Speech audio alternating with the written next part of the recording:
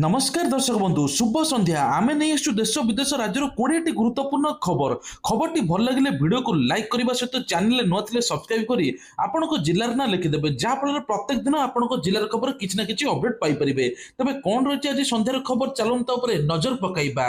प्रथम खबर जुक्त 2 परीक्षा सूची घोषणा फेब्रुआरी 18 मार्च 21 पर्यंत चलिबो परीक्षा डिसेंबर 15 रु मिलिबो एडमिट कार्ड जनवरी 2 रु 15 तारिख प्रैक्टिकल परीक्षा उच्च माध्यमिक शिक्षा परिषद पक्षर घोषणा होईछि।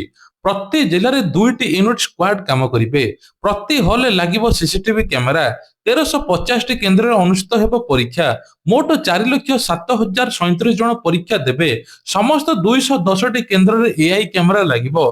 प्रथम थर लगी प्रैक्टिकल परीक्षा रे वेबकास्ट व्यवस्था करा जायछि।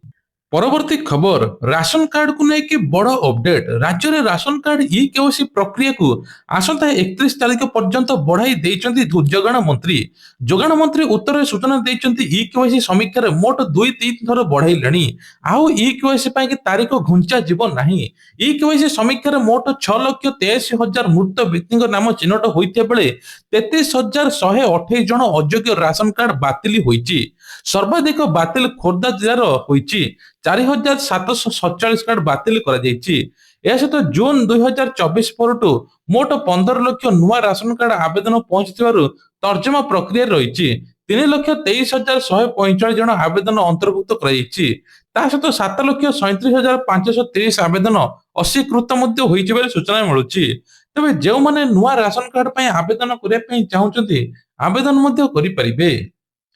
परवर्ती खबर होचे मुख्यमंत्री बड़ घोषणा राज्य में जुआ खेलिकी धरा पड़े आउ जेल जावाक पड़बनी केवल जोरीमाना दे खसी जिबे सरकार जुआ खेलिबा जनित अपराध को माफ करदेबे। गतकाली विधानसभा ओडिशा जन विश्वास बिल पारित होईची। एई बिल 9टी विभाग रे 16टी आईन रे संशोधन करिसंती सरकार। ओडिशा जुआ खेल प्रतिरोध अधिनियम अनुसार जेल व्यवस्था दंड को उठाई दे जाइछि। एणके जेल दंड बदले जोरीमाना व्यवस्था लागू हेबो। जुआ खेलिले पूर्वरु जेउ जोरीमाना 100 टंका थिला ताको 5,000 टंका कराई दे जाइछि। कारादंड क्षेत्र में 75,000 टंका पर्यंत जोरीमाना रखा जाइछि। पूर्वरु जुआ खेलिले जेउ 1 रु 6 मास पर्यंत कारादंड थिला ताहाको संपूर्ण उठाई दे जाइछि।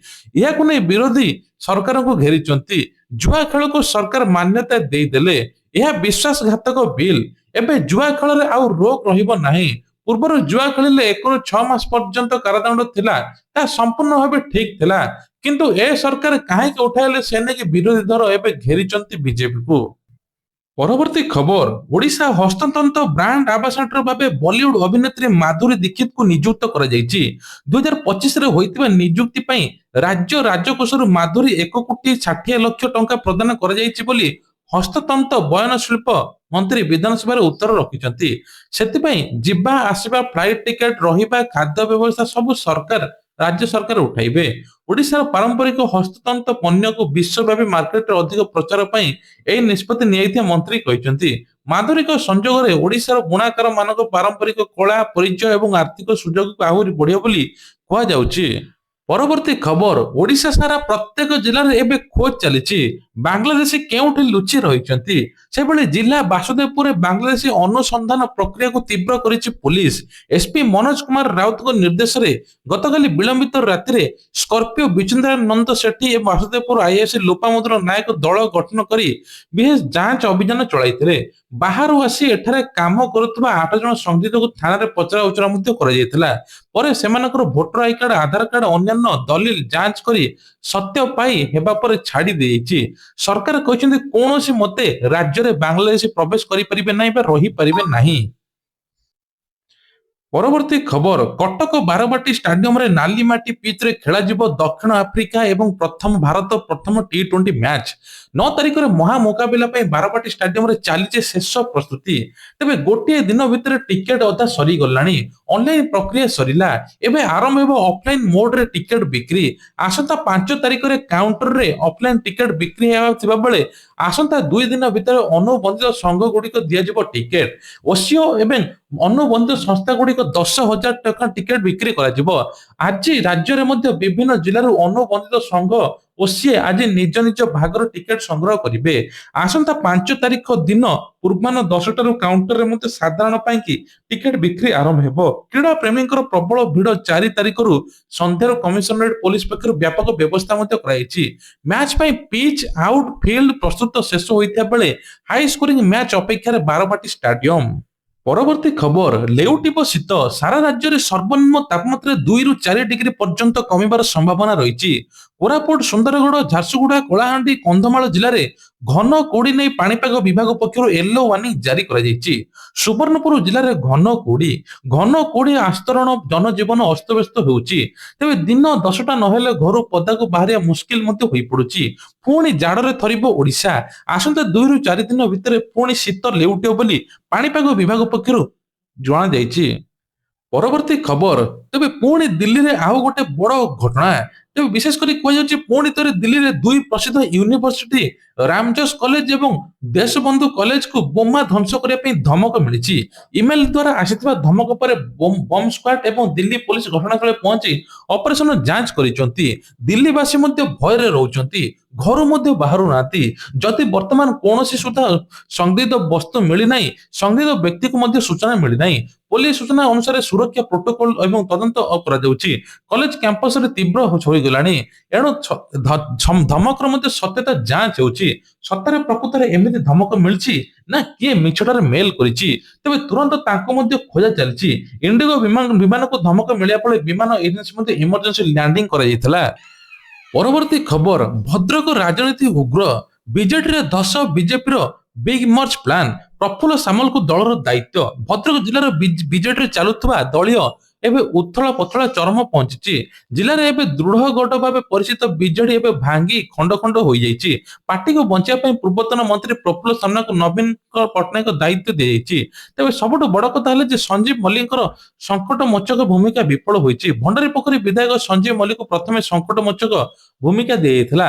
ତେବେ ତାଙ୍କ ରାଜନୈତିକ ଅନୁଭବର ଅଭାବ, ଦଳ ଭିତରେ ବିଶ୍ୱାସ ସଙ୍କଟ କାରଣରୁ ସେ ପାର୍ଟିକୁ ବଞ୍ଚାଇବାର ବିଫଳ ହେଲେ ବୋଲି ମତ ଗଢିଛନ୍ତି। ଏହାପରେ 9 ଜଣ ନେତା ନବୀନ ନିବାସ ପହଞ୍ଚି ଭଦ୍ରକ ଦଳୀୟ ସଙ୍କଟ ବିଷୟରେ ମଧ୍ୟ ଆଲୋଚନା କରିଛନ୍ତି। ଲୁଲୁ ସାମଲଙ୍କ ଗେମ୍ ପ୍ଲାନ। 4 ବ୍ଲକ ଅଧ୍ୟକ୍ଷ, 50 ସରପଞ୍ଚ, ସମିତି ସଭ୍ୟ ବିଜେପିରେ ମହାମିଶ୍ରଣ। ପ୍ରଫୁଲ୍ଲ ସାମଲଙ୍କ ପୁଅ ଲୁଲୁ ସାମଲ ବିଜେଡି ଛାଡି ଦେଇଥିଲେ ପୂର୍ବରୁ। ତାପରେ ବିଜେପିକୁ ଯିବା ପାଇଁ ପ୍ଲାନ କରୁଥିବା ସଙ୍ଗେ ସଙ୍ଗେ ନେତୃତ୍ୱରେ ଭଦ୍ରକ, ଭଣ୍ଡାରୀ ପୋଖରୀ, ବାସୁଦେବପୁର ମିଶି 4 ବ୍ଲକ ଅଧ୍ୟକ୍ଷ, 50ରୁ ଅଧିକ ସରପଞ୍ଚ, ତା ସହିତ ନେତାକର୍ମୀ, 1000 ସମର୍ଥକ 7 ତାରିଖ ଦିନ ଭଦ୍ରକ ମଠ ପଡିଆରେ ବିଜେପିରେ ଯୋଗ ଦେବେ ବୋଲି ଚର୍ଚ୍ଚା ଜୋର ଧରିଛି। ପରବର୍ତ୍ତୀ ଖବର, ବିଧାନସଭାରେ ଶୀତଳ ଭଣ୍ଡାର ନେଇକି ସରଗରମ। ରାଜ୍ୟରେ 133 ମଧ୍ୟରୁ 98ଟି ଅକାର୍ଯ୍ୟକ୍ଷମ। ଆଜି ବିଧାନସଭାରେ ରାଜ୍ୟର ଶୀତଳ ଭଣ୍ଡାର ପରିସ୍ଥିତିକୁ କେନ୍ଦ୍ର କରି ତୀବ୍ର ଆଲୋଚନା ହୋଇଛି। କୃଷିମନ୍ତ୍ରୀ ପୃଥ୍ୱୀରାଜ ହରିଚନ୍ଦନ ଗୁରୁତ୍ୱପୂର୍ଣ୍ଣ ସୂଚନା ଦେଇଛନ୍ତି। ବର୍ତ୍ତମାନ ରାଜ୍ୟରେ 133ଟି ଶୀତଳ ଭଣ୍ଡାର ରହିଛି, କିନ୍ତୁ 98ଟି ଅକାର୍ଯ୍ୟକ୍ଷମ ଅବସ୍ଥାରେ ରହିଛି। ବର୍ତ୍ତମାନ ସୁଦ୍ଧା ମାତ୍ର 35ଟି ଶୀତଳ ଭଣ୍ଡାର କାର୍ଯ୍ୟକାରୀ ଅଛି। ତେବେ ବିଶେଷ କରି କୁହାଯାଉଛି 2ଟି ତା ଭିତରୁ ସରକାରୀରେ ମଧ୍ୟ ଅଛି। 10 ବର୍ଷ ଭିତରେ 26ଟି ଶୀତଳ ଭଣ୍ଡାର ନିର୍ମାଣ ହୋଇଛି। 10 ବର୍ଷ ଭିତରେ ସରକାର ନୂଆ 26ଟି ଶୀତଳ ଭଣ୍ଡାର ନିର୍ମାଣ କରିଥିଲେ। ତେବେ 22ଟି କାର୍ଯ୍ୟକ୍ରମ, 4ଟି ଅକାର୍ଯ୍ୟକ୍ଷମ। 98ଟି ଶୀତଳ ଭଣ୍ଡାର ବନ୍ଦ ହୋଇ ପଡିଛି, ଯାହା ଚାଷୀମାନେ ମଧ୍ୟ ହଇରାଣ ହେଉଛନ୍ତି। ନୂଆ ଶୀତଳ ଭଣ୍ଡାର ପାଇଁ ବଡ ଯୋଜନା ମଧ୍ୟ ହୋଇଛି। ସବ୍ ଡିଭିଜନ ସ୍ତରରେ 58ଟି ଶୀତଳ ଭଣ୍ଡାର ନିର୍ମାଣ ପ୍ରକ୍ରିୟା। ଏଥିପାଇଁ 252 କୋଟି ଟଙ୍କା ବ୍ୟୟବରାଦ ହେବ। ଆଗାମୀ ଦିନରେ ବ୍ଲକ ସ୍ତରରେ ମଧ୍ୟ ଶୀତଳ ଭଣ୍ଡାର ନିର୍ମାଣ ଲକ୍ଷ୍ୟ ରଖାଯାଇଛି ବୋଲି କୁହାଯାଉଛି। ପରବର୍ତ୍ତୀ ଖବର, ଅନ୍ୱେଷା ଯୋଜନା ବନ୍ଦ ନେଇ ବିବାଦ। ବିଧାନସଭାରେ ତୀବ୍ର ଆଲୋଚନା। ଚଳିତ ଶିକ୍ଷାବର୍ଷର ଅନ୍ୱେଷା ଯୋଜନାରେ ପ୍ରଥମ ଶ୍ରେଣୀର ଛାତ୍ରଛାତ୍ରୀ ନାମ ଲେଖା ହୋଇନଥିବା ନେଇ ବିଧାନସଭାରେ ତୀବ୍ର ଚର୍ଚ୍ଚା ସୃଷ୍ଟି ହୋଇଛି। ବିରୋଧୀ ଦଳକୁ ଟାର୍ଗେଟ କରି ଅଭିଯୋଗ ହୋଇଛି ଆଦିବାସୀ ଦଳିତ ପିଲାମାନଙ୍କର ଉନ୍ନତ ଶିକ୍ଷାକୁ ସରକାର ଅବହେଳା କରୁଛନ୍ତି। ଯୋଜନାକୁ ବନ୍ଦ କରିବା ପାଇଁ ଗୋପନ ଷଡଯନ୍ତ୍ର ଚାଲିଛି। କଂଗ୍ରେସ ନେତାମାନେ ଅଭିଯୋଗ କରିଥିଲେ ମଧ୍ୟ ଏହି ଯୋଜନାକୁ ବନ୍ଦ କରିବା ପାଇଁ ଫଳରେ 25,000 ଆଦିବାସୀ ଦଳିତ ପିଲା ଶିକ୍ଷାରୁ ବଞ୍ଚିତ ହେବେ।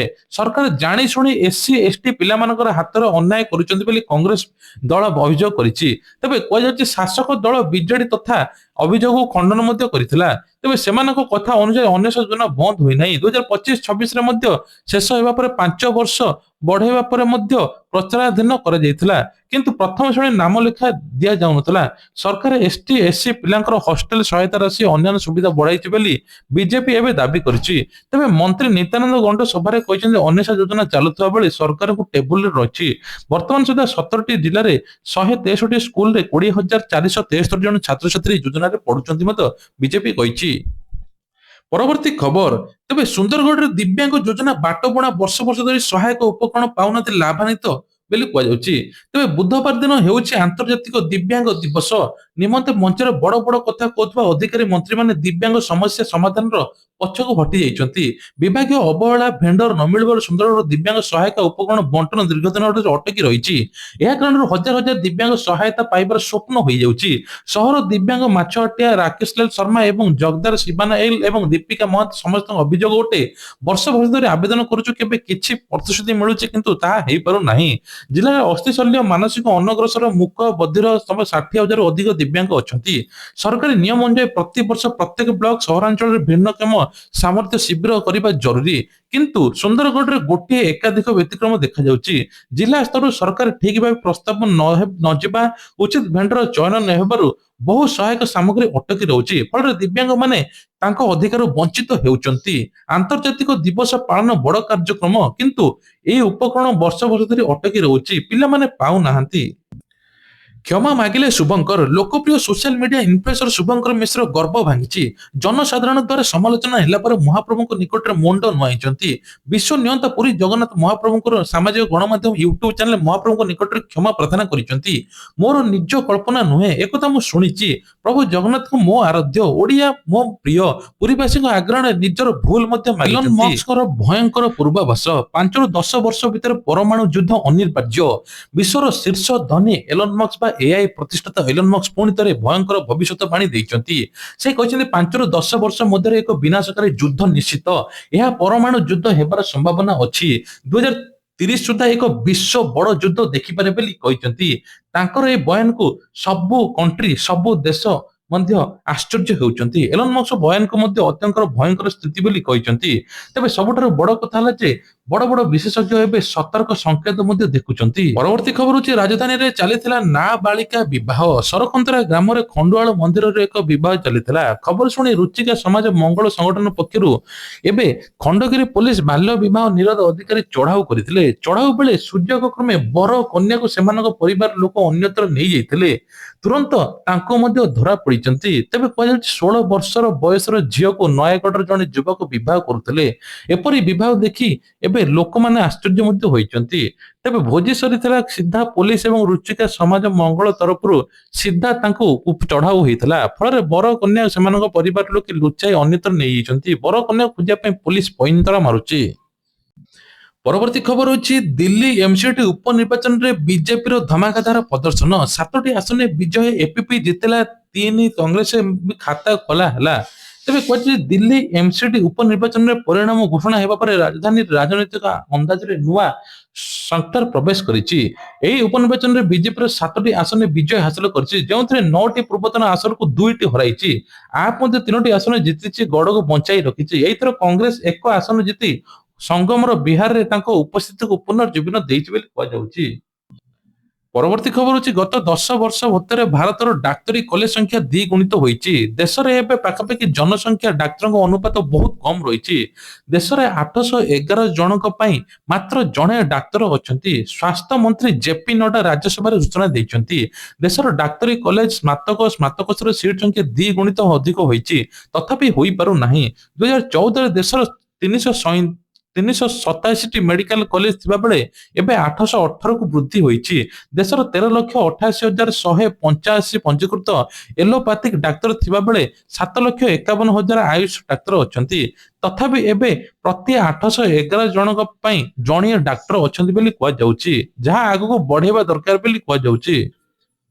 ପରବର୍ତ୍ତୀ ଖବର ହେଉଛି ଭାରତ ସମୁଦ୍ରରେ ବଢିବ ଶକ୍ତି, ଆସୁଛି ସମୁଦ୍ର ଶିକାରୀ ଆଇଏନଏସ୍ ଅରିନ୍ଦମମ୍। ତେବେ ସମୁଦ୍ର ପଥରେ ମଜୁତ ହେବ ଭାରତ। ଚୀନ ପାକିସ୍ତାନ ଦୂର କଥା, ଆମେରିକା ପର୍ଯ୍ୟନ୍ତ ଏହାର କାବରେ ରହିବାକୁ ପଡିବ। ବହୁତ ଦିନ ଧରି ଅପେକ୍ଷା କରାଯାଉଥିବା ଭାରତର ତୃତୀୟ ପରମାଣୁ କ୍ଷମତା ସମ୍ପନ୍ନ ବ୍ୟାଲିଷ୍ଟିକ ବୁଡ଼ା ଜାହାଜ ବା ଆଇଏନଏସ୍ ଅରିନ୍ଦମ ଦମନ ଖୁବ୍ ଶୀଘ୍ର ନୌସେନାରେ ସାମିଲ ହେବାକୁ ଯାଉଛି। ନୌସେନାର ମୁଖ୍ୟ ଏବେ ଦିନେଶ କେ ତ୍ରିପାଠୀ କହିଛନ୍ତି। ତେବେ ସ୍ୱଦେଶୀ ପ୍ରଯୁକ୍ତି ବିଦ୍ୟାରେ ବୁଡ଼ା ଜାହାଜଟିକୁ ସମୁଦ୍ରର ସବୁଠାରୁ ଘାତକ ଶିକାରୀ ଭାବେ ଦେଖାଯାଉଛି ବୋଲି କୁହାଯାଉଛି। 3500 କିଲୋମିଟର ଦୂର ପର୍ଯ୍ୟନ୍ତ ଆକ୍ରମଣ କରୁଥିବା ଏହି K4SLBM ଦ୍ୱାରା ସଜ୍ଜିତ ସମୁଦ୍ର ତଳରୁ ଗୁପ୍ତଚରକୁ ଆକ୍ରମଣ ମଧ୍ୟ କରିପାରିବ। ତେବେ ଭାରତର ପରମାଣୁ ଟ୍ରାଏଙ୍କୁ ମଧ୍ୟ ଅଧିକ ସୁଦୃଢ଼ କରିବ। ଶତ୍ରୁ ଦେଶ ହଜାର ହଜାର କିଲୋମିଟର ଦୂରରେ ମଧ୍ୟ ଲକ୍ଷ୍ୟ ବନ୍ଧ କରିପାରିବ ବୋଲି କୁହାଯାଉଛି। ପରବର୍ତ୍ତୀ ଖବର ମଙ୍ଗଳବାର ଦିନ ସରକାର ଲୋକସଭାରେ ସୂଚନା ଦେଇଛନ୍ତି 2027 ଜନଗଣନା ଦୁଇଟି ପର୍ଯ୍ୟାୟରେ କରାଯିବ। ପ୍ରଥମ ପର୍ଯ୍ୟାୟରେ ଏପ୍ରିଲ ଓ ସେପ୍ଟେମ୍ବର 2026 ମଧ୍ୟରେ ଅନୁଷ୍ଠିତ ହେବ। ସେପରି ଦ୍ୱିତୀୟ ପର୍ଯ୍ୟାୟ ଫେବୃଆରୀ 2027ରେ ଅନୁଷ୍ଠିତ ହେବ। କଂଗ୍ରେସ ଶାସିତ ବିରୋଧୀ ଦଳ ନେତା ରାହୁଲ ଗାନ୍ଧୀ ଏକ ପ୍ରଶ୍ନର ଲିଖିତ ଉତ୍ତରରେ କାର୍ଯ୍ୟର ବିସ୍ତୃତ ବିବରଣୀ ପ୍ରଦାନ କରି ଗୃହ ରାଷ୍ଟ୍ରମନ୍ତ୍ରୀ ନିତ୍ୟାନନ୍ଦ ରାୟ ସୂଚନା ଦେଇଛନ୍ତି। ଜନଗଣନା ଦୁଇଟି ପର୍ଯ୍ୟାୟରେ କରାଯିବ ବୋଲି ସୂଚନା ମିଳୁଛି। ପରବର୍ତ୍ତୀ ଖବର ହେଉଛି ଶିକ୍ଷା ବର୍ଷ ପାଇଁ ମୁଖ୍ୟମନ୍ତ୍ରୀ ମେଧାବୀ ଛାତ୍ର ପ୍ରୋତ୍ସାହନ ଯୋଜନା ବା ଷ୍ଟାଣ୍ଡାର୍ଡ ଅପରେଟିଂ ପ୍ରୋସିଡ୍ୟୁର ଜାରି କରିଛନ୍ତି ଓଡ଼ିଶା ସରକାର। ଏହି ଏସ୍ଓପି ଅନୁଯାୟୀ ଛାତ୍ର ବୃତ୍ତି ରାଶି ହିତାଧିକାରୀଙ୍କୁ ଡାଇରେକ୍ଟ ବେନିଫିଟ ଟ୍ରାନ୍ସଫର ମିଳିବ ବା ଡିବିଟି ମାଧ୍ୟମରେ ମିଳିବ। ଯଦି କୌଣସି ଛାତ୍ରଛାତ୍ରୀ ବର୍ଷ ସ୍କଲାରସିପ ପାଇବା ପରେ ଶିକ୍ଷାନୁଷ୍ଠାନ ଛାଡି ନୂତନ କଲେଜରେ ଯୋଗ ଦିଅନ୍ତି ତେବେ ସେ ନୂଆ ଅନୁଷ୍ଠାନ ପ୍ରଥମ ବର୍ଷ ପାଇଁ ଛାତ୍ରବୃତ୍ତି ପାଇବା ପାଇଁ ଯୋଗ୍ୟ ହେବେ ନାହିଁ। ତେବେ ନୂତନ ଅନୁଷ୍ଠାନର ବଳକା କୋଟା ଉପଲବ୍ଧ ଥିଲେ ମଧ୍ୟ ଦ୍ୱିତୀୟ ବର୍ଷରେ ଏହା ଛାତ୍ରବୃତ୍ତି ପାଇପାରିବେ ବୋଲି କୁହାଯାଉଛି। ତା ସହିତ ଛାତ୍ରବୃତ୍ତି ଯୋଗ୍ୟ ବିବେଚିତ ହେବାକୁ ଥିଲେ ହିତାଧିକାରୀମାନେ ସେମାନଙ୍କର ଶିକ୍ଷାଗତ ରେକର୍ଡ, ପ୍ରବେଶିକା ପରୀକ୍ଷା, ମାର୍କସିଟ୍ କିମ୍ବା ତା ସହିତ ଟ୍ରାନ୍ସକ୍ରିପ୍ଟ ଦାଖଲ କରିବେ। ତେବେ ଇଏ ଥିଲା ଆଜିର ଦେଶ ବିଦେଶ ରାଜ୍ୟର ଖବର। ଯଦି ଖବରଟି ଭଲ ଲାଗିଥାଏ ଭିଡିଓକୁ ଲାଇକ୍ କରିବେ, ଚ୍ୟାନେଲରେ ନୂଆ ଥିଲେ ସବସ୍କ୍ରାଇବ କରିବେ। ଆଗାମୀ ସନ୍ଧ୍ୟାରେ ଖବର ଦେଖିବା ପାଇଁ ହେଲେ ସେତେ ପର୍ଯ୍ୟନ୍ତ ୱେଟ୍ କରନ୍ତୁ। ଜୟ ଜଗନ୍ନାଥ।